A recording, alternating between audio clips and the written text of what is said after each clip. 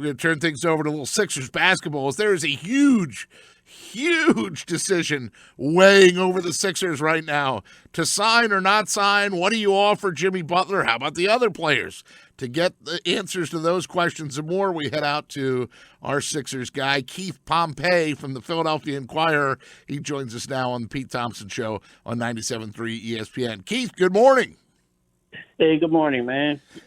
Thanks for having me on your show. It's great to catch up with you again. I'm always a fan of your work, especially at Inquirer.com. I told Josh this would be my first question, and I think you might have written about this. Why the heck did they change it from Philly.com to Inquirer.com? I didn't write about that, but, the thing is, before, what it was is they called it Philly.com because it was, the home of the Philadelphia Inquirer, the Daily News, and they, ran both our stuff. Well, now they changed everything. They basically combined the papers. So it's just the Philly Inquirer. So that's the reason why they did it, just because we're all one now. Now, they still publish the Daily News, but we're all like everything. Our emails changed, everything. We're all like, Inquirer.com, the Philly Inquirer on business cards, everything. So that's the reason why they did it. Okay, well, that answers that burning question. And, of course, the big thing, you're all still employed, and that's the key, too, right? I mean, is in the newspaper business as it's been going, just keep grinding, right? You're right out of Finding Nemo. Just keep swimming. Or in your case, just keep writing. Yeah, you're right about that. Just keep writing. All right, Keith, well, let's start with these loaded questions or these burning questions, right? The headline on your article said Sixers facing tough call on Jimmy Butler. And Mike Gill and myself and Josh and Ryan Rothstein and all the people that are here on the 97.3 ESPN platform, Jeff Mosher, we've all been going back and forth on, Jimmy Butler to Houston. What kind of money are they going to offer him? Are they lowballing him? I know one of your colleagues wrote about. What's your take on Jimmy Butler and where we stand right now with, about a day to go until the window opens? It's in regards, let's face it. I think Jimmy Butler is a great basketball player. I think that, there was times in the season, in the regular season, where people were saying, oh, my gosh, Jimmy 5 points? Oh, Jimmy 4 points? But I think when the playoffs came and when it was time to step up, Jimmy Butler was, he's the second best player in the team, but he was the best player in the playoffs, the most productive. But the reason why I think the 76ers have a tough spot is because of, Ben Simmons. And what I mean by that is it's kind of sort of like, when you put the ball in Jimmy's hands, what are you going to do with Ben? Also, another thing is it's like, the Sixers have so many other needs as well. Now, again, I think they would be better off bringing everyone back and just trying to run it back. But if you can't do that, there are certain things that the Sixers, let's just say, they need a backup center. They need a guy who can step in and be a center when Joel Embiid doesn't play. Also, they need a guy who can be a 4 or 5, and you could possibly slide Tobias to the 3. And when you look at value, unfortunately for Jimmy Butler, he brings the most value to the team in regards to cap hold and things like that. So, I really think that it would be great for the Sixers to bring him back. But if they feel like we can move on and do something else, then they will. Now, here's something else to factor in, his age. Jimmy is about to turn 30. He'll be 30 in September. And, it's one of those things, do you really want to give him a 5-year max? Now, he's a great player, but are you willing to give him a 5-year max? So whereas, the way his playing style is, his injury history, it's just one of those things where, the Sixers have a lot to think about, because if he gets injured and if Joel Embiid gets injured, then they're going to be on the hook for all these salaries for like the next couple of years, and that could set the franchise back. So, it's not as simple as just saying, okay, Jimmy, we're going to bring you back. Now, maybe they could say, okay, Jimmy, we're going to give you a max salary for 3 years.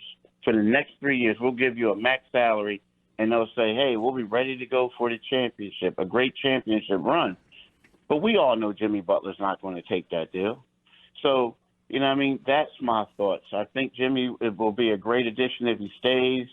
But again, the Sixers, have to think about now, and they also have to think about the future if they feel like they can get someone else. Yeah, you're right about the fact that he'll be 34 at the end of the deal, and it's not just Jimmy Butler in play, too. Tobias Harris, right from your article, you say that, Butler might be insulted if he doesn't get a fifth year, if Tobias Harris does get the fifth year because he's 3 years younger. Exactly. I mean, let's, here we go. We're in Minnesota. When Jimmy was in Minnesota, there were reports that he really didn't like the fact that, Andrew Wiggins and Karl Anthony Towns, got their max deals and his wasn't quite, on the same level. Now, there are some people who said at that particular time that was all that they could offer him and they could offer him more. I'm not 100% sure of that, but that's what some people said. But it was like one of those where, if you're Jimmy Butler, you're looking like, I'm a 4-time All-Star. I'm an Olympic gold medalist. There's no one else on the team that has the resume that he has. So if he goes out and he does not get a max, and you would give a guy like Tobias Harris, one, and nothing against Tobias. Tobias is going to get he's going to get paid. But I think that from a Jimmy Butler standpoint, he's just going to be a little disappointed or upset because he's looking at it like, I'm supposed to be the second best player on the team. I'm the only 4-time All-Star, and you're giving somebody else a max. So, yeah, he would be a little frustrated.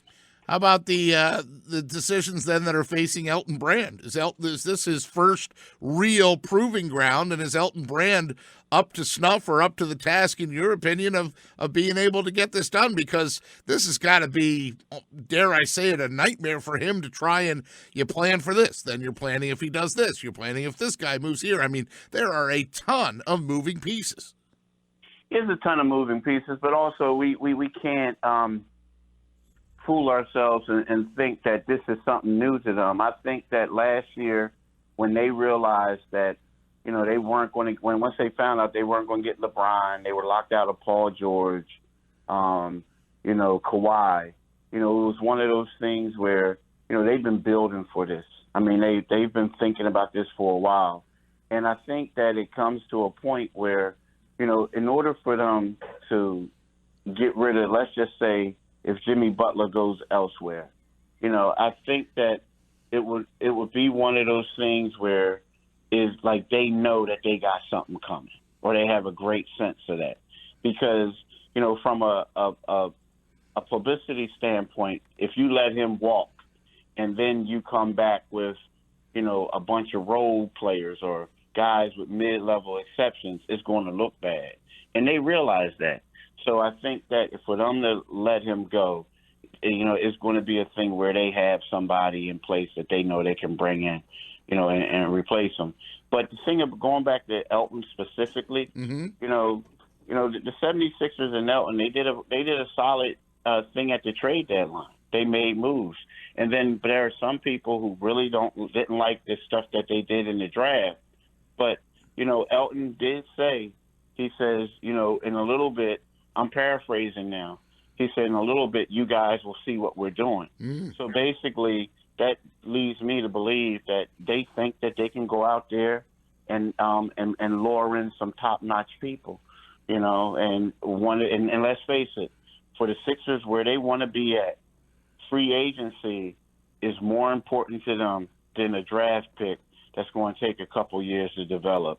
I mean, their goal for this upcoming season is to win an NBA title, and they have to get veterans in here that's going to help them do that. Yeah, no doubt. And I guess so the process is over. They need free agent veterans to come in and help. Keith Pompey with us on the Pete Thompson Show here on 97.3 ESPN. So names are out there like Malcolm Brogdon or Chris Middleton or Harrison Barnes, or I've seen a lot of Al Horford as a plan B, but who knows what the money's going to be for Al Horford. What of the names that have been floating around out there, which one gave you the most like, that would fit? Al Horford.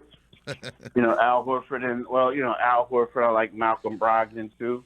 The only thing about Malcolm, and it's funny, it's like Malcolm. I believe I wrote this about a month ago or whatever. Like, in order for them to get him, they're probably going to have to pay, offer at least 20, at least, right? Mm-hmm. But again, Milwaukee could match. So with that being said, do you want to tie up all that money and then have, Milwaukee match like on the 6th, and then next thing you know, like, you missed out on a lot of other players. But here's the intriguing thing about Al Horford. Like, we talked about it, like, the 76ers need someone who is, because Joel Embiid's probably going to miss anywhere from 15, 18 games.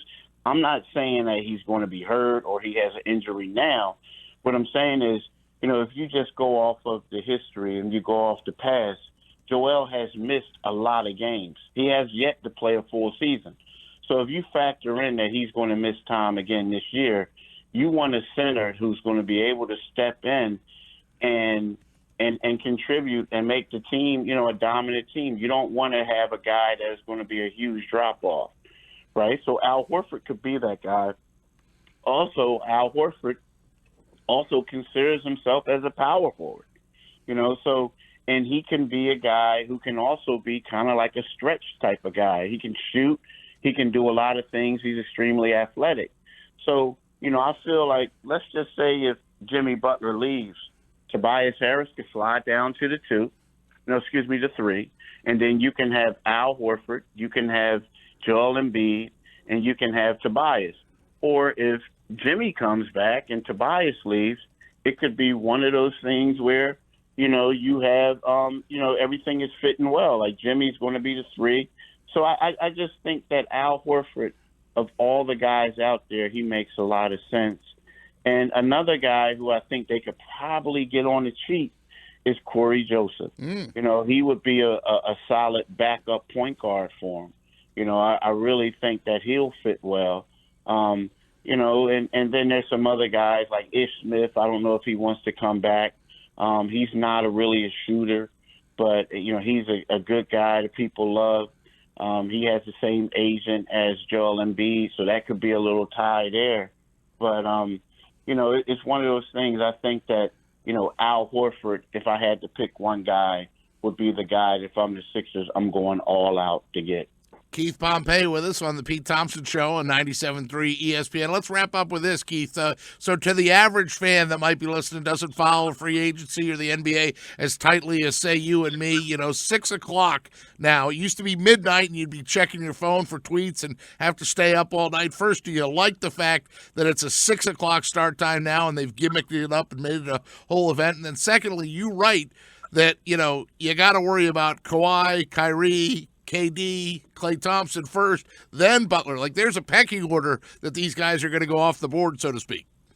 Yeah, there is. And for that, I wouldn't expect, unless it is a sign and trade, I wouldn't expect Butler to commit with a team early because of that, because he's going to wait to see how everything clears out before he makes his move. And, right now there are reports that, Kevin Durant is going to meet with 4 teams. It seems like Klay will probably stay with Golden State just because of, they're going to offer him the full 5-year, 190 max. I believe that Kyrie is going to go to Brooklyn, so that's something. But, you're going to have to wait for Kawhi. I mean, Kawhi is at top of the food chain. So I think once Kawhi decides where he wants to go, if the Sixers don't do a sign and trade with Jimmy, then all of a sudden, we'll find out what Jimmy Butler's going to do. But if the Sixers will get Al Horford, Jimmy Butler's not coming back. I mean, if they're able to get Al Horford, I don't see Jimmy Butler coming back because they won't have the space, to sign him, Jimmy, Al, Jimmy, and Tobias. So it's one of those things where Jimmy wants to see what's out there, and if Al says, "Hey, I'm gonna take it," I'll take that spot. And I think the Sixers and everyone else would just have to wish Jimmy well. Keith Pompey, I love your wisdom, your knowledge. You teach me a little bit about the game each time and at least the intricacies of how this works and what may happen. Basically what you're telling me, if Jimmy Butler walks, don't panic, PT. There are other names out there, and you still have to, take it easy, take it slow. Slow and steady wins the race. That's what you're telling me, right, Keith? Yeah, I am. I mean, my thing is, I don't think that if, here's the thing, like no one's saying anything, right now people keep it to the best. To the vest. I think that, I do believe that the Sixers realize that, you got to put a lot of thought into this because of Jimmy Butler and the type of player that he is. And I do believe that you're not going to let someone walk unless you have someone else. It's kind of like if you have a car and you want to get a new car. Well, you're not going to sell your old cars until you get that new car. At least you can afford it and you're about to go price it or trade it in. You're just not going to say, "Hey, I hate this car. I want a new car." Well, when are you going to get a new one? I don't know, but I'm still going to take it and sell it. And then you don't have a vehicle. I don't think the Sixers are operating that way. Keith, I love having you on. Thank you so much for coming on my Pete Thompson show. I can't believe Mike Gill finally gave me a show. Can you? Yeah, I can. Well, we're trying to wake you up. I knew you'd be up because you have kids, but hey, we'll try to catch up with you later in the summer too. One more time. I just, like I said, I enjoy your writing. I enjoy your work. Inquirer.com. Follow him at Pompey on Sixers for all those tweets. I'm sure you're going to have a busy day tomorrow, starting 4:30, and then all the way through till about dinner time or past. Yeah, pass. I believe pass. Yeah. Yeah, long into the night, perhaps. All right, Keith, thank you, buddy. Get going with the rest of your Saturday, and we'll catch up with you again soon. All right, my man. All right, have a great one.